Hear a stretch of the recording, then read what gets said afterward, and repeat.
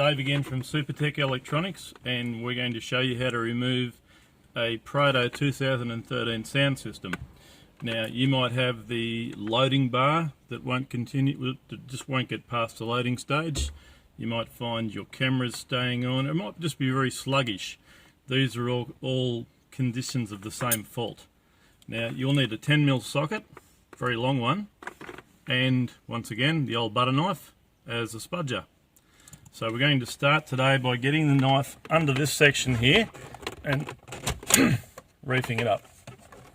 Once again, being careful not to damage the dashboard. And once you've got that, you can just let that lie there. That's not going to be in the way. And you're going to have 4 10mm bolts. One there, one there, one there, and one there. Now once you've removed all 4 of those, you're going to remove the top section, this section here with the air vents. Not to be confused with past that section, it's all going to come from here, and you're going to give it a good hard pull. And that'll come out with a clunk.